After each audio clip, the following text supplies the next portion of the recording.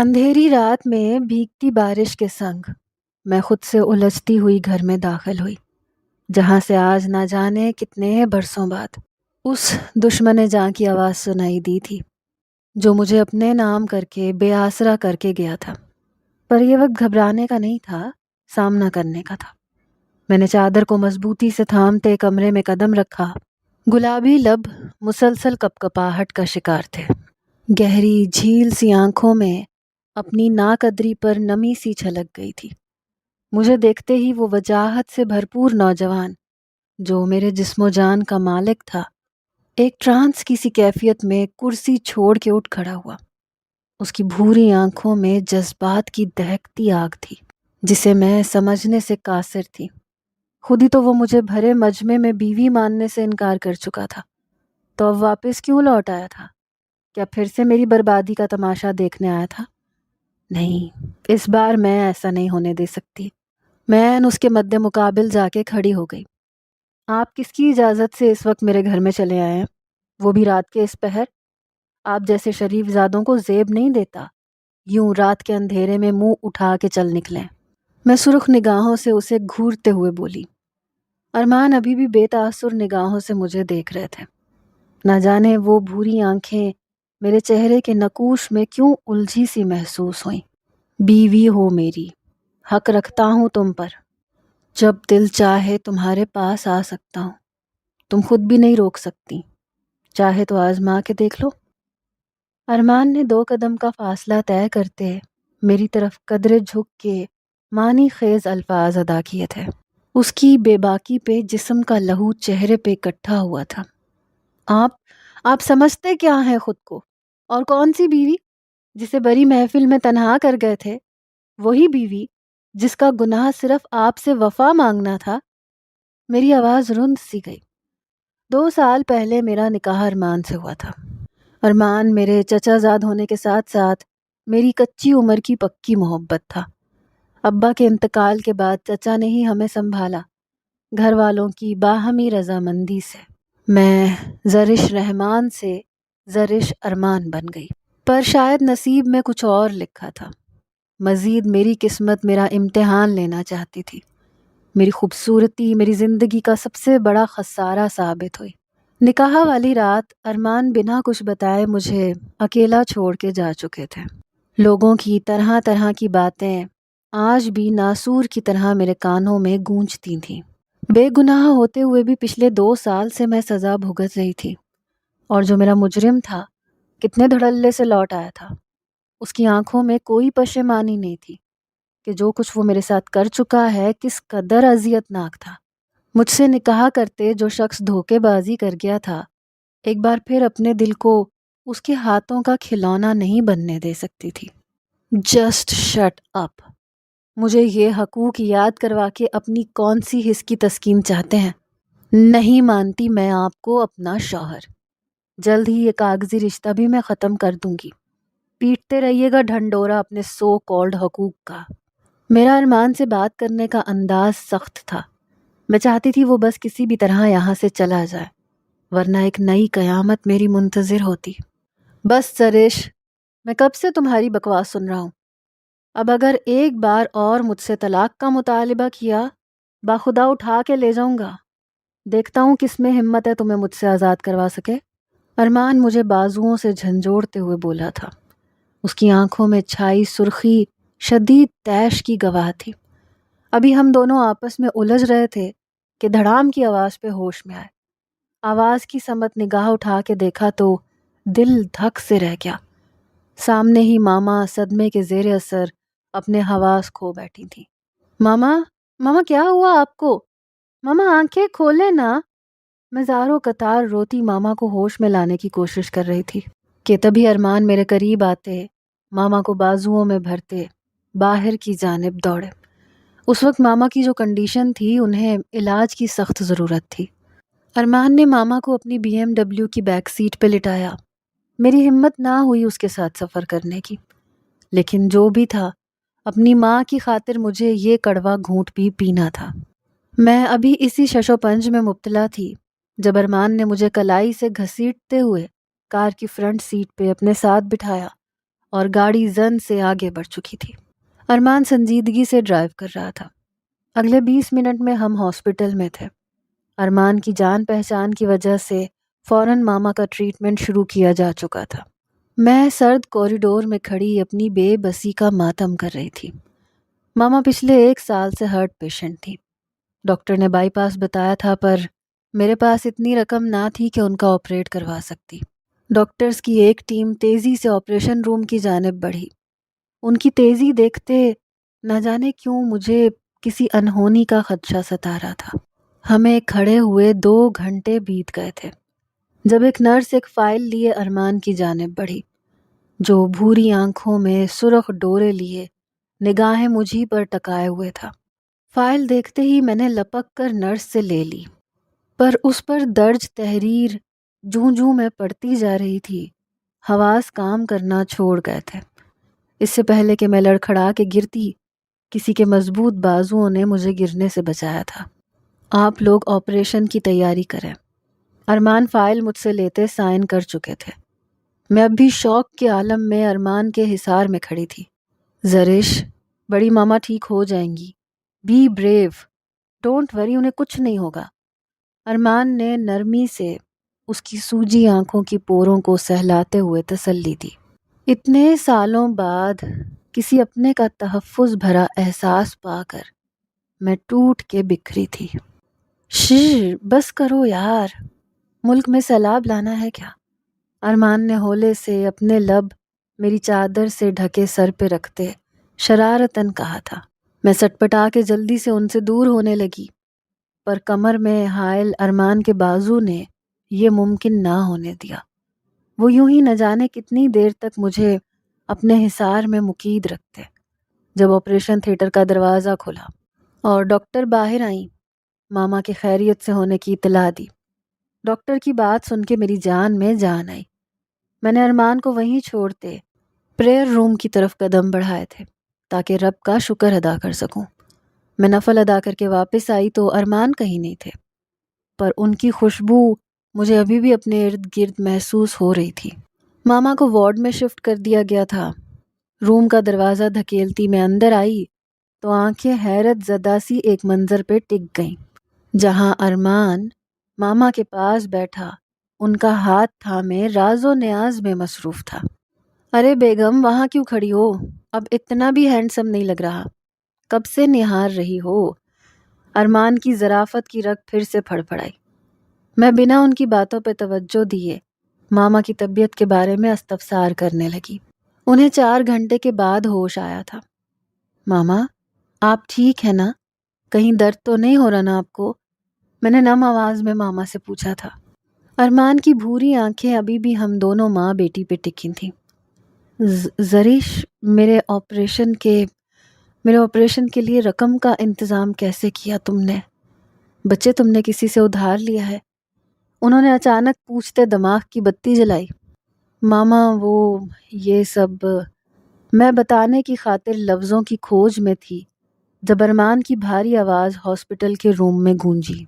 بڑی ماما، یہ سب میں نے کیا ہے، آپ پر کیا میرا کوئی حق نہیں ہے؟ بیٹا ہوں میں، اور مجھ سے تو آپ کے 2 رشتے ہیں۔ ارمان بڑے جتانے والے انداز میں ماما سے مخاطب تھا۔ میں حیران، پریشان، سب سمجھنے کی کوشش میں تھی۔ ارمان آخر کرنا کیا چاہ رہے تھے؟ کیونکہ اس طرح ماما کے قریب ہونے کی جد و جہد وہ کر رہے تھے، کیا وہ اس رشتے کی حقیقت کو بدلنے کا تہیہ کر چکے تھے؟ میری آنکھوں میں نمی چھلکنے کو بےتاب تھی۔ ایک بار پھر خود سے جڑے رشتوں میں مایوسی دیکھنے کی ہمت بالکل بھی نہیں تھی۔ میں یوں ہی سوچ میں ڈوبی رہتی جب ماما کی بات پہ جھٹکے سے سر اٹھا کے انہیں دیکھنے لگی، جو ارمان کا ہاتھ تھامے ان سے مجھے نہ چھوڑنے کا وعدہ لے رہی تھی۔ بیٹا، مجھے نہیں پتا کہ ایسا کیا ہوا کہ تم میری زری کو یوں چھوڑ گئے، پر اب ان بوڑھی ہڈیوں میں مزید سکت نہیں ہے۔ میں چاہتی ہوں تم زرش کو رخصت کروا لو، کیونکہ تم سے بہتر میری بچی کی حفاظت کوئی نہیں کر سکتا۔ ماما کی بات سنتے مجھے لگا کسی نے میرے پیروں تلے سے زمین کھینچ لی ہو۔ سب جانتے بوجھتے مجھے ایسے شخص کے حوالے کر رہی تھیں جو میری شکل تک دیکھنے کا روادار نہیں۔ یہ سب ٹھیک نہیں تھا۔ مجھے یہیں اس معاملے کو ختم کرنا تھا۔ ماما کہ آپ پہ بھی آپ کی بیٹی بوجھ بن گئی، جو یوں ایک انچاہے رشتے کو حفاظت سونپ رہی ہے۔ ٹھیک ہے، پھر میرا کیا کام؟ میں چلی جاتی ہوں تاکہ سب اپنی زندگی سکون سے گزاریں۔ میرے آنسو بہتے رخسار بھگونے لگے۔ اس سے پہلے کہ میں وہاں سے نکلتی، اپنے بازو پہ کسی کا سلگتا لمس محسوس ہوا۔ میں نے زخمی نگاہوں سے اس ستمگر کو دیکھا جو بے حس بنا مجھے کٹ پتلی سمجھ بیٹھا تھا۔ زر جو ہوا میں اس کی صفائی نہیں دے سکتا، پر میں آج ہی تمہاری ماما کی موجودگی میں مکمل طور پر تمہیں اپنی بیوی مانتا ہوں۔ اب سے تم میرے ساتھ رہو گی۔ ارمان کی باتیں میرے اوسان خطا کر گئی تھیں، یعنی وہ ماما کی کہی بات سچ کرنے والا تھا۔ میں اپنا آپ ایک ایسے شخص کو نہیں سونپ سکتی تھی جس نے میری زندگی کو مذاق بنا دیا۔ ماما، صدمے سے محض میں اتنا ہی کہہ پائی تھی۔ ماما کی آنکھوں میں چھپی التجا نے ایک بار پھر مجھے ان کے فیصلے پہ سر جھکانے پہ مجبور کر دیا۔ آنسو خشک ہو چکے تھے، دل میں دبائے 2 سالوں کے زخم سلگنے لگے تھے۔ میں سوچ چکی تھی مجھے کیا کرنا ہے۔ ارمان صاحب کے ساتھ خود ہی مجھے اس رشتے سے آزاد نہ کیا تو میرا نام بھی زرش رحمان نہیں۔ ایک عزم کے ساتھ میں نے اپنا عہد لیا تھا، کچھ بھی ہو میں ارمان کو جیتنے نہیں دوں گی۔ 1 ہفتہ کیسے گزرا کچھ علم نہ ہوا۔ ماما گھر آ چکی تھیں، آنے جانے والوں کا تانتا بندھا ہوا تھا۔ ایسے میں مجھے بار بار آفس سے کالز آ رہی تھیں۔ ماما کی وجہ سے پہلے کافی چھٹیاں ہو گئی تھیں۔ ماما کچھ بہتر تھیں اور نصرت آنٹی، ماما کی خالہ، وہ بھی ان کے پاس موجود تھی۔ تو آج میرا ارادہ آفس جانے کا تھا۔ میں نک سک سی تیار، بلیک کرتا پجامے پہ، ریڈ دوپٹہ گلے میں ڈالے، سر پہ میرون شال کو اچھے سے اوڑھتے دروازے کی طرف بڑھتی باہر نکلنے کو تھی جب کسی سے زوردار تصادم نے دن میں تارے دکھائے۔ کچھ پل تو مجھے سمجھ نہ آیا کہ میرے ساتھ ہوا کیا ہے۔ یوں لگا جیسے کسی چٹان سے سر ٹکرا گیا ہو۔ اف، ماما سر پھوڑ دیا، آنکھیں ہیں یا بٹن؟ میں جلتی کڑتی بنا دیکھے بول رہی تھی جب ارمان کا کہا سنائی دیا، بیگم ہم ذرا الگ مزاج کے بندے ہیں، میرے پاس تھوڑا مضبوط ہو کے آنا، یہ نہ ہو پتہ چلے دلہن رخصتی کے پہلے ہی دن ہوش کھو بیٹھی۔ ارمان نے ذرا سا جھکتے میرے کان کی لوب پر لب رکھتے سرگوشی کی تھی۔ اس کی بیچ صحن میں کی گئی جرت اور استضاعت پر گھمبیر سرگوشی نے میری ریڑھ کی ہڈی میں سنسناہٹ دوڑا دی تھی۔ دل 200 کی اسپیڈ سے دھڑک رہا تھا، مانو ابھی سینے سے باہر نکل آئے گا۔ ارمان کی گرم سانسیں کان سے ہوتی میری پیشانی پہ پڑ رہی تھیں، اس سے پہلے کہ اس کے عنابی لب میری پیشانی پر مہر ثبت کرتے میں نے دھکا دے کے انہیں خود سے دور کیا۔ اس اچانک حملے پہ وہ بھی گہرا سانس بھرتے تعصب بھری نظروں سے مجھے دیکھنے لگے۔ مجھے نہیں پتا تھا میرا لمس تمہیں اتنا گراں گزرے گا۔ ارمان کے لہجے میں الگ جنون تھا جسے میں اس کے قریب کھڑی چند قدموں کے فاصلے پہ بخوبی محسوس کر رہی تھی، پر مجھے کوئی فرق نہیں پڑتا تھا۔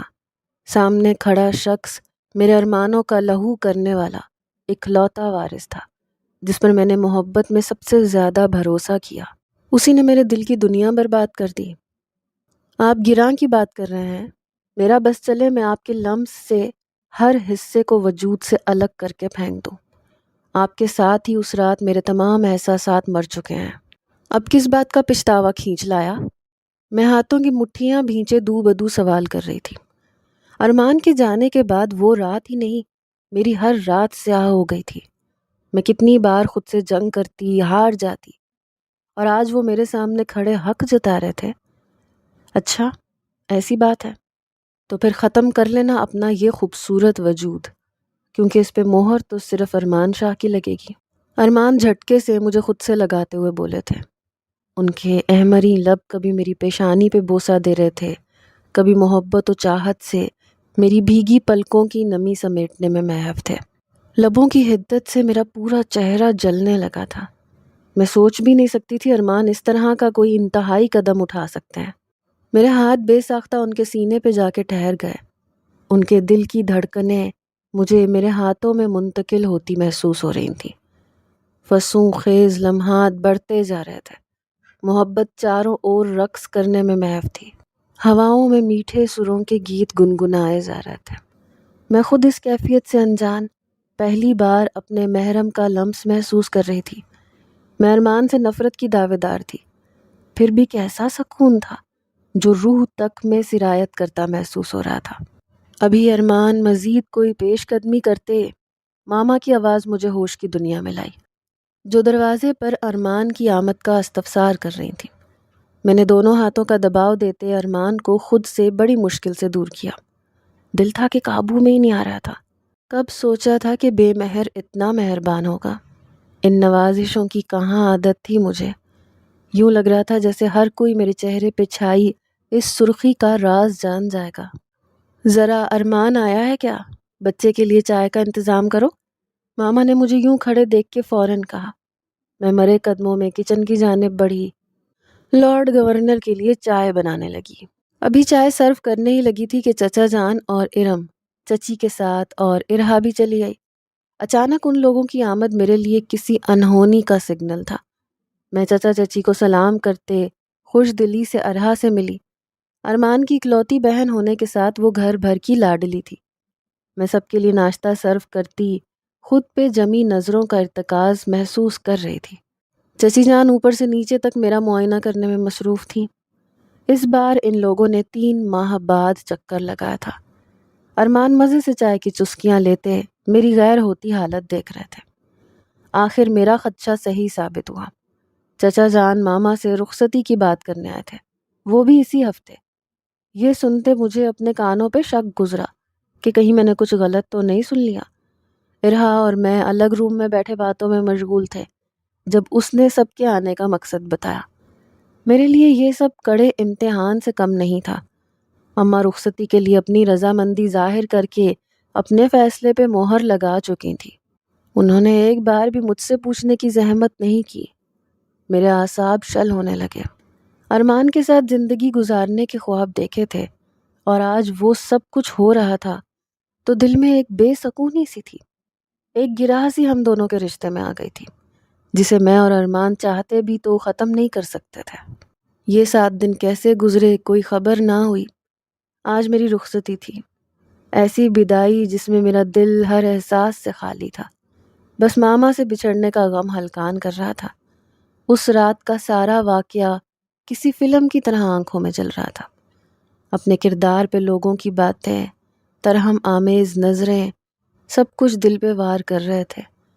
ارمان شاہ کے نام کی رسوائی میرا 2 سال مقدر بنی رہی، اور اب سب ٹھیک تھا تو میں یہ سب قبول نہیں کرنا چاہتی تھی۔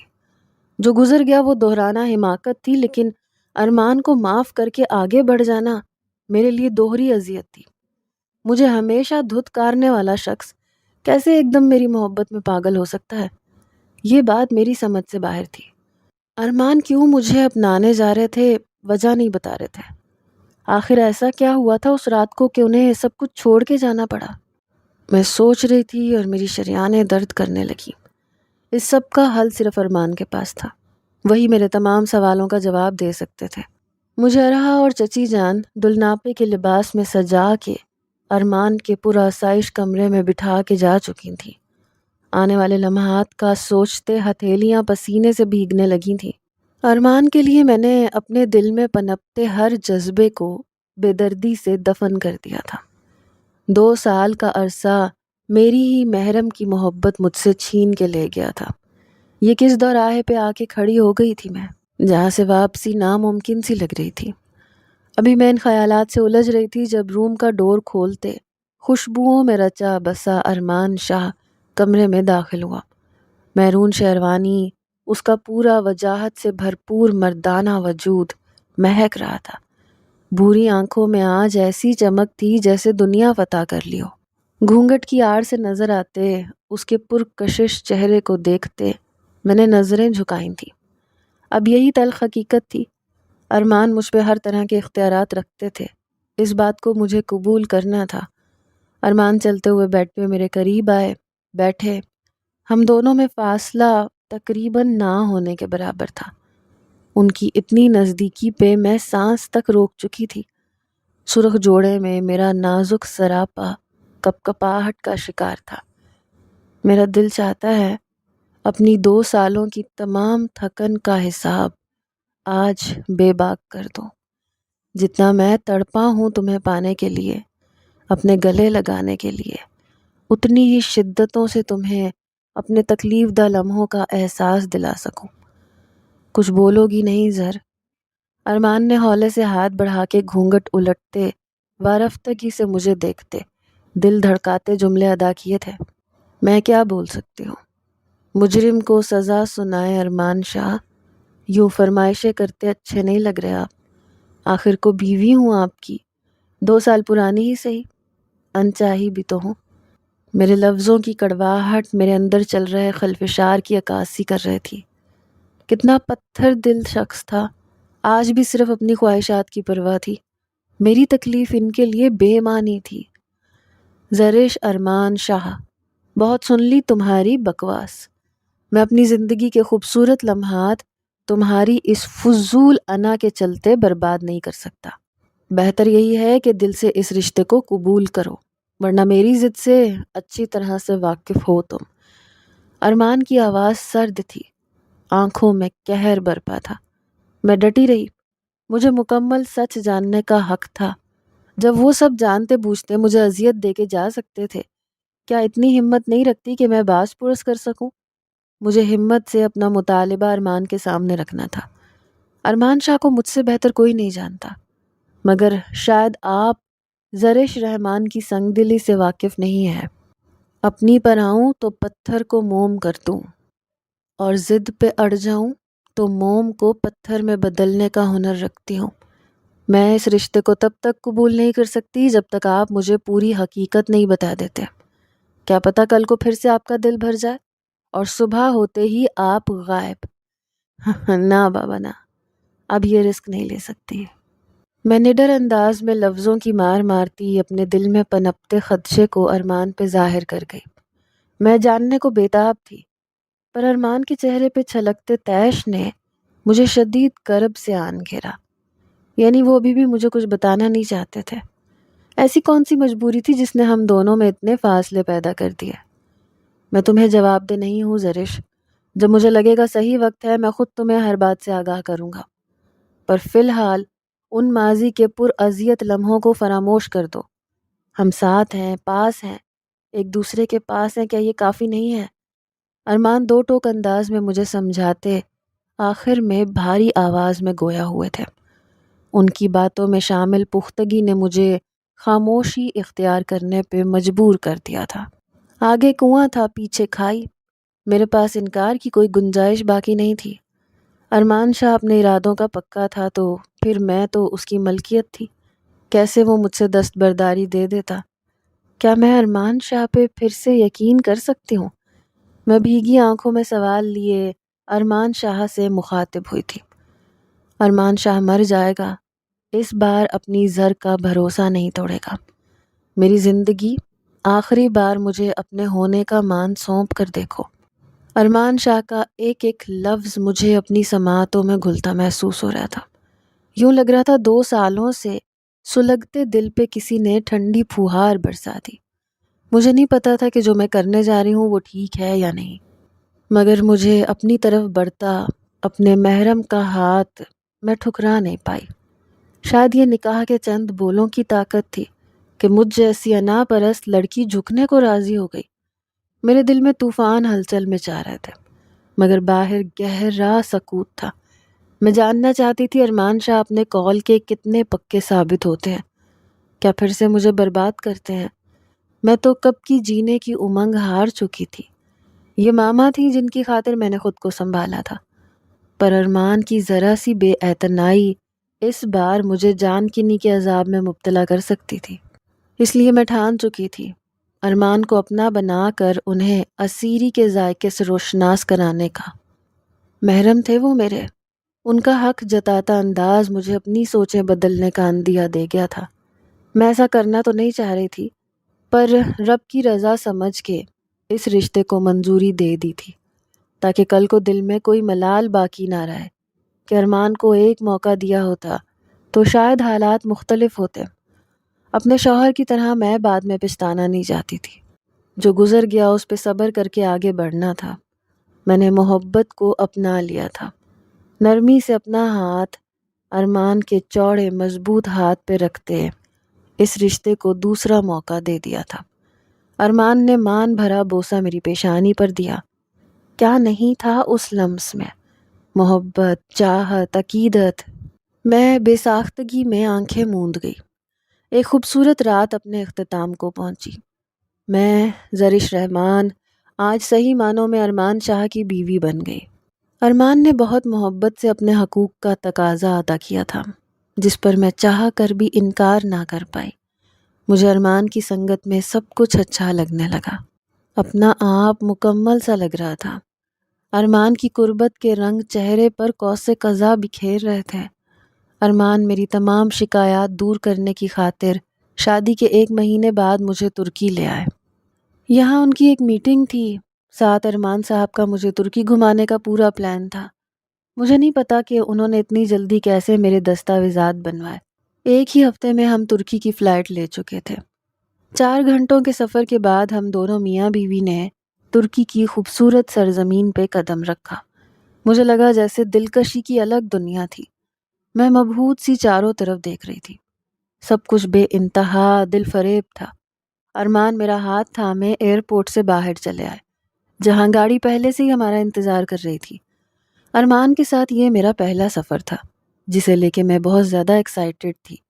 میرے لیے یہ احساس ہی دل کو لبھانے کے لیے کافی تھا کہ میرا ہمسفر میرے ساتھ ہے، جس کی چاہت میری ہر سانس مجھ سے دغا کرنے کو تیار رہتی ہے۔ ارمان مجھے گاڑی کی بیک سیٹ پہ بٹھاتے خود بھی ساتھ بیٹھے، پر ایک بات جو ترکی پہنچتے ہی میں نے نوٹ کی، وہ ارمان کے چہرے پہ چھائی سنجیدگی تھی۔ مجھے سمجھ نہیں آ رہا تھا کہ اچانک انہیں کیا ہو گیا۔ وہ تو کافی خوش تھے، اور یہ معمہ بھی جلد ہی حل ہو گیا۔ میں اور ارمان ان کے فلیٹ پہنچے تو ڈور پہلے سے کھلا تھا۔ جہاں تک مجھے ارمان نے بتایا تھا وہ یہاں اکیلے رہتے تھے، تو ڈور اوپن کیوں تھا؟ جو ہی میں نے اندر قدم رکھا، سامنے کاؤچ پہ بیٹھی کم عمر حسینہ کو دیکھ کر مجھے ہوا اپنے گرد تنگ ہوتی محسوس ہوئی۔ یوں لگا جیسے کسی نے موت کا پروانہ دے دیا ہو۔ کون تھی یہ لڑکی، اور یہاں میرے شوہر کے فلیٹ میں اس کی موجودگی کا کیا مقصد تھا؟ جس چیز نے مجھے سب سے زیادہ رنج میں مبتلا کیا وہ اس کم عمر حسینہ کی حالت تھی۔ وہ حاملہ تھی اور اپنی کھلی سی شرٹ ٹراؤزر میں کوئی گڑیا معلوم ہو رہی تھی۔ میرا دل گھبرا رہا تھا۔ اس سے پہلے کہ ہم دونوں میاں بیوی کچھ بولتے، وہ لڑکی زور سے میرے گلے سے آ کے لگی، مجھے خوش آمدید کہا۔ میں اسٹل اپنی جگہ پہ کھڑی تھی۔ ارمان نے بھی اس لڑکی کو محبت سے ملا، اس سے گلے لگایا۔ یہ منظر میری آنکھیں بڑے ضبط سے دیکھ رہی تھیں۔ کچھ سمجھ نہیں آ رہا تھا کہ یہ سب برا خواب ہے یا ڈراؤنی حقیقت سے واسطہ پڑ چکا ہے۔ کچھ بھی تھا، یہ دل کو چیرنے کو کافی تھا۔ میرے لب بولنے کی چاہ میں پھڑ پھڑائے کہ ارمان کی نظر مجھ پہ پڑی۔ انہوں نے جلدی سے روزی نامی اس لڑکی کو خود سے دور کیا اور میری طرف بڑھے۔ اس سے پہلے کہ وہ مجھ تک پہنچ پاتے، میں سامنے نظر آتے روم میں خود کو لاک کر گئی۔ ابھی تو میں نے چند خوشیاں سمیٹی تھیں، ابھی تو پچھلے دردوں کا مداوع بھی نہیں ہو پایا تھا کہ اتنی جلدی میرا آشیانہ بکھرنے کو تھا۔ اس رشتے کا شاید کوئی وجود تھا ہی نہیں، میں ہی پاگل تھی جو پتھر کو سونا سمجھ بیٹھی۔ کمرے میں آ کے میں زار و قطار رونے لگی۔ کیا قصور تھا میرا؟ ہر بار سزا میرے ہی حصے میں کیوں لکھی گئی؟ میرے روتے روتے نہ جانے کس وقت آنکھ لگ گئی، پتہ نہیں چلا۔ بھوک کے ہوتے آدھی رات کو مندی مندی آنکھیں کھول کے دیکھا تو ستم گر بیڈ پہ ہی موجود نہیں تھا۔ دل میں ایک ٹیس سی اٹھی، اب وہ لڑکی جو مل گئی تھی، میرا ساتھ کیوں اچھا لگتا؟ میں یہاں سے جلد از جلد نکلنا چاہتی تھی، کیونکہ اب میرا یہاں کوئی کام نہیں تھا۔ جو نصیب کی سیاہی میرے ماتھے پہ لکھ دی گئی تھی اسے کوئی مٹا نہیں سکتا تھا۔ میں ارمان شاہ کی خاطر کیا سے کیا بن گئی تھی، پر ان کے لہو میں وہی بے وفائی شامل تھی۔ کیسے وفا کی امید لگا بیٹھی میں، محبت رائے گاں ٹھہری، دل بے ایماں کا گھر بن گیا۔ دل کے ہاتھوں مجبور ہو کے میں کچن کی طرف آئی۔ پورا فلیٹ سناٹوں کی زد میں تھا۔ میں ابھی کچن کی جانب بڑھتی کہ اپنی پشت پہ ارمان کی آواز سنائی دی۔ زر، کیا مجھے اپنی صفائی میں بولنے کا ایک موقع نہیں دو گی؟ ارمان نے پیچھے سے مجھے اپنے حصار میں لیتے عجیب بہکے انداز میں کہا۔ وہ تھوڑی میرے کندھے پہ رکھے میرے بالوں کی مہک میں گہرے سانس بھر رہے تھے۔ میں جھٹکے سے ان کا حصار توڑتی دور جا کے کھڑی ہوئی۔ صفائی ان سے مانگی جاتی ہے جہاں شک کی گنجائش ہو۔ شاہ صاحب، آپ تو بذات خود ثبوت اول ہے۔ آپ کے اطوار اور انداز، کسی غیر محرم کے گلے لگنا، بیوی کو فراموش کرنا، کیا یہ سب کافی نہیں ہے آپ کے راز سے پردہ اٹھانے کے لیے؟ رو رو کے حلق خشک ہو گیا تھا، اب تو آواز بھی دھیمی ہو چکی تھی، پر ارمان کو آئینہ دکھانا ضروری تھا۔ جو وہ کر رہے تھے مجھے قبول نہیں تھا۔ ابھی تک جتنی قربانیاں میں نے دینی تھی میں دے چکی تھی۔ اب ارمان کی فریبی باتوں کا جال میرے ارادوں کو کمزور نہیں بنا سکتا تھا۔ وہ شخص ماہر تھا اپنے کھیل میں، مجھے پیادے کی طرح سے استعمال کر رہا تھا۔ میرا حق میرے ہی سامنے کسی اور پہ جتایا جا رہا تھا۔ کیا یہی میری قدر تھی ان کی نظر میں؟ میں اب تو سینے میں گھٹن بڑھنے لگی تھی۔ تم میری بیوی ہو، تمہیں اعتبار ہونا چاہیے مجھ پر زرش شاہ۔ ارمان کی آواز اونچی تھی۔ روزی بھی نیند میں اپنے کمرے سے باہر نکل آئی۔ بہت جلدی بتا دیا مجھے کہ بیوی ہوں آپ کی، تو پھر یہ لڑکی کون ہے جسے آپ تنہائیوں میں اپنی غیر موجودگی میں اپنے فلیٹ میں رکھے ہوئے ہیں، وہ بھی تب جب وہ ماں بننے والی ہے؟ بیوی ہوں نا میں، تو بتائیں کون ہے یہ؟ رکھیل ہے آپ کی، یا من بھر گیا تھا اس سے جو اس کی جگہ مجھے اس سے پہلے کہ میں اپنی بات مکمل کرتی، ارمان کا بھاری ہاتھ میرے چہرے پہ پڑا۔ پورے لاؤنج میں خاموشی چھا گئی۔ مجھے نفرت ہو رہی ہے خود سے کہ کیوں تم جیسی خود غرض لڑکی سے محبت کر بیٹھا، بنا سوچے سمجھے کیسے کس طرح کے الفاظ استعمال کر رہی ہو۔ جانتی کیا ہو روزی کے بارے میں؟ ارمان نے بھی اپنے دل کی بھڑاس نکالی۔ یوں لگ رہا تھا جیسے وہ بہت مشکل سے اپنے آپ پہ ضبط کر رہے ہوں۔ مجھے تو ہوش ہی نہیں تھا، میں تو بس خالی خالی نگاہوں سے ارمان کو دیکھ رہی تھی۔ کیا واقعی ان کو میری باتیں اس قدر بری لگیں کہ مجھ پہ ہاتھ اٹھا بیٹھے؟ ٹھیک کہا آپ نے، خود غرض ہوں میں، اسی لیے آج سے بلکہ ابھی سے یہ خود غرض لڑکی آپ کی زندگی میں نہیں رہے گی۔ طلاق کے کاغذات گھر بھیج دیجیے گا۔ شکریہ اس تحفے کے لیے۔ میں جی کڑا کر کے اپنا آپ ارمان سے الگ کرنے کو تیار ہو گئی تھی، ساتھ میں جو میرے گال پہ ان کی دی سوغات کا شکریہ بھی ادا کر چکی تھی۔ دل بھر بھر کے آ رہا تھا۔ آج میں پھر سے تہی دامان تھی، کچھ نہیں بچا تھا۔ دل چاہا کہ سب کو چیخ کے بتاؤں کہ زرش رحمان سیاہ بخت ہے۔ میں ارمان کے پاس سے گزرتے ایک لمحے کو روزی کے پاس جا کے رکی، جو روتے ہوئے سر جھکائے کھڑی تھی۔ مجھے ترس بھی آ رہا تھا اس پر، جو میری طرح اس شخص کے لیے اپنا سب کچھ دان کر چکی تھی۔ جو میرا نہ ہو سکا وہ کسی اور کا ہو کر میرا ہو، اس سے بہتر میں مر جانا سمجھتی تھی۔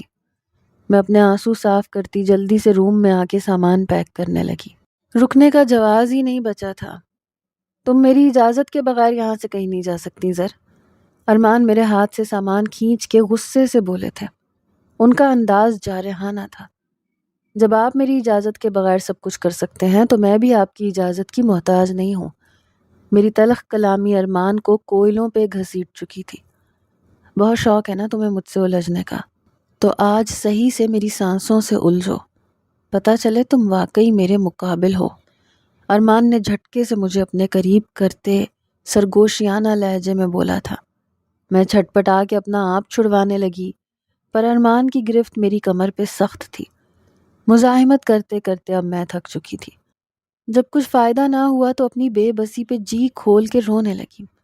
ارمان شاہ میرے وجود کو تسخیر کرنا چاہتا تھا اور بڑی رغبت سے کر رہا تھا۔ ان کے لمس کی شدت مجھے کانٹوں کی مانند چبھ رہی تھی۔ ہر جائی پیا بڑا گہرا وار کر گیا تھا، جس سے بچ پانا مجھ جیسی نازک اندام لڑکی کے بس کی بات نہیں تھی۔ میں ٹوٹ کر ارمان شاہ کی باہوں میں بکھری تھی۔ ملن کی یہ رات کافی طویل ہو گئی تھی۔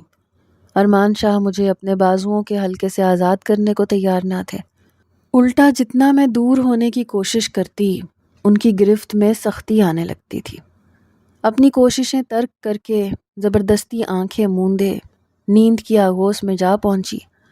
اگلی صبح کافی دیر سے ہوئی۔ باہر سے کچھ آوازیں سنائی دے رہی تھیں، مگر میرا ذہن مکمل طور پہ بیدار نہیں ہوا تھا۔ اس سے پہلے کہ میں باہر جا کے دیکھتی، ارمان کی آواز میرے کانوں میں پڑی۔ روزی، تم کیوں ان سب باتوں کی فکر کرتی ہو؟ میں ہوں نا، میں دوں گا اس بچے کو اپنا نام۔ میں ہوں اس بچے کا باپ۔ کسی کی مجال نہیں ہے تمہیں کچھ کہے۔ اور زر کی فکر تم مت کرو، وہ غصے کے عالم میں تھی اس لیے وہ سب باتیں بول گئی۔ ارمان کا کہا ہر حرف میرے تابوت میں کیل کا کام کر رہا تھا۔ تو میرا اندازہ واقعی صحیح تھا۔ روزی کے پیٹ میں پلنے والا بچہ میرے ہی شوہر نامدار کا تھا۔ میں لڑکھڑا کے بیڈ پہ جا گری۔ اپنے کانوں پہ یقین نہیں آ رہا تھا۔ دوپٹہ اوڑھتے میں باہر چلی آئی۔ لبوں پہ خاموشی کا قفل تھا۔ میں نے اپنے لیے ناشتہ بنایا، واپس روم میں آ گئی۔ ترکی میں دن سے رات کب ہوتی پتہ ہی نہیں چلتا تھا۔ میں بس ایک کمرے تک ہی محدود ہو کے رہ گئی تھی۔ ماما سے کبھی کبھار بات ہو جاتی تھی، پر انہیں ارمان کے بارے میں کچھ بھی بتانے کی ہمت نہ تھی۔ ان کا بھرم توڑنا نہیں چاہتی تھی، اس لیے جھوٹی مسکان چہرے پہ سجائے اپنے درد کو چھپانے کا بہانہ ڈھونڈ لیا تھا۔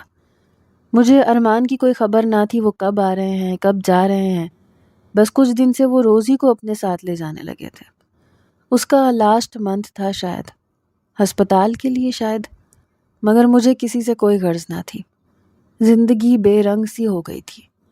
میں ایسی راہوں کی مسافر ہو چکی تھی جن کی کوئی منزل نہ تھی۔ رات کا وقت تھا جب ارمان گھبراتے ہوئے فلیٹ میں آئے اور مجھے جگایا۔ میری کچھ ہی دیر پہلے آنکھ لگی تھی۔ اچانک کسی کے جگانے پہ میری آنکھ کھلی۔ سامنے ارمان وائٹ شرٹ پہ بلیک پینٹ پہنے رف سے حلیے میں کافی پریشان لگ رہے تھے۔ میرا دل ہول اٹھا کہ سب خیریت ہو۔ ذر جلدی اٹھو، ہمیں اسی وقت ہاسپٹل جانا ہوگا۔ ارمان نے مجھے کھڑا کرتے تیزی سے کبرڈ کی طرف بڑھتے ہوئے کہا۔ میں حواس باختہ سی ان کی باتیں سمجھنے کی کوشش کر رہی تھی۔ ہاسپٹل؟ مگر کیوں؟ کون ہے ہاسپٹل میں؟ بتائیں مجھے ارمان۔ میں نے ان کی گھبراہٹ دیکھتے استفسار کیا۔ میرا تو اپنا دل بند ہونے کو تھا۔ ذر سوال مت کرو، روزی کی طبیعت بہت خراب ہے، اسے ڈاکٹرز نے ایڈمٹ کر لیا ہے، ہمیں اس کے پاس جانا ہوگا، اسے ضرورت ہے ہماری۔ ارمان کی کہی بات مجھے بھی دھڑکا لگا گئی۔ میں سب گلے شکوے بھول کے انسانیت کے ناطے جلدی سے چادر اوڑھتی ارمان کے ساتھ ہاسپٹل آ گئی۔ ڈاکٹرز روزی کو ڈیلیوری روم میں لے جا چکے تھے۔ ارمان راہداری میں چکر لگاتے کافی پریشان تھے۔ میں بھی دل سے روزی اور اس کے بچے کے لیے دعا گو تھی۔ ہمارے ساتھ جو ہوا اس میں روزی یا اس کے بچے کا قصور نہیں تھا۔ میں نے تو کبھی بد دعا بھی نہیں دی تھی۔ سب نصیب کا لکھا سمجھ کے خاموش ہو گئی تھی۔ ابھی کچھ ہی دیر گزری تھی کہ وہاں کی ڈاکٹر نے ہم دونوں کو اپنے پرائیویٹ روم میں بلایا۔ دیکھیے مسٹر ارمان، ہم نے آپ کی مسز کی کنڈیشن آپ کو بتا دی تھی۔ ان کا کینسر لاسٹ اسٹیج پہ تھا اور ڈیلیوری بھی نارمل نہیں ہے۔ ہم ماں کی زندگی کی تو کوئی گارنٹی نہیں دے سکتے، بچے کے لیے بھی ابھی آپ دعا کریں۔ آپ کی مسز کی باڈی رسپانس نہیں کر رہی ہے۔ ڈاکٹر پیشہ ورانہ انداز میں اپنی بات کہہ کے جا چکی تھیں۔ پیچھے ہم دونوں سکتے میں جہاں کے تہاں رہ گئے۔ روزی کو کینسر تھا، اس کے پاس جینے کے لیے وقت نہیں تھا۔ جھیل سی آنکھیں جل تھل ہوئی تھیں، دل میں درد کا طوفان اٹھا تھا۔ روزی کے آگے اپنی تکلیف بہت چھوٹی لگ رہی تھی۔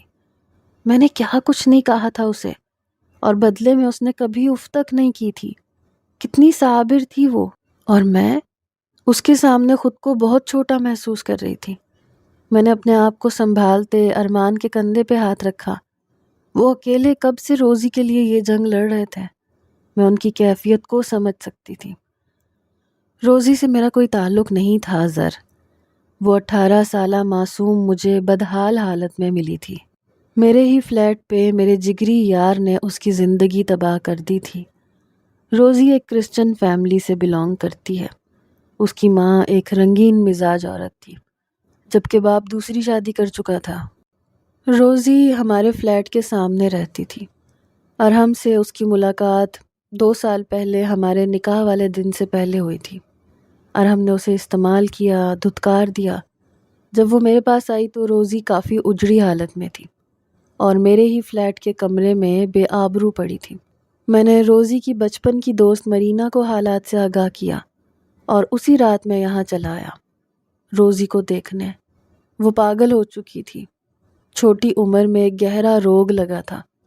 مجھے وہ بہنوں کی طرح عزیز تھی، پر دنیا ہمیں بدنام کرنا چاہتی تھی۔ اس لیے میں نے روزی کا اور اپنا ایک جھوٹا نکاح نامہ بنوایا تاکہ لوگوں کی زبانیں بند ہو سکیں۔ اس دوران میں ارحم کو ہر جگہ ڈھونڈتا رہا کہ کہیں وہ مجھے مل جائے اور میں اس لڑکی کے ہر زخم کا حساب سود سمیت لے سکوں۔ جب 1 سال کے بعد ارحم ملا تو اس کی حالت ایسی نہیں تھی کہ اسے کوئی سزا دیتا۔ ایک ایکسیڈنٹ میں ارحم اپنی دونوں ٹانگیں کھو چکا تھا۔ جس غرور میں اس نے ایک معصوم کی زندگی برباد کی تھی، وہی غرور اسے لے ڈوبا تھا۔ ارحم دوبارہ باپ بننے کی صلاحیت سے محروم ہو چکا تھا۔ روزی ہر رات اپنے ساتھ ہوئے حادثے کو یاد کرتی ڈپریشن میں چلی گئی۔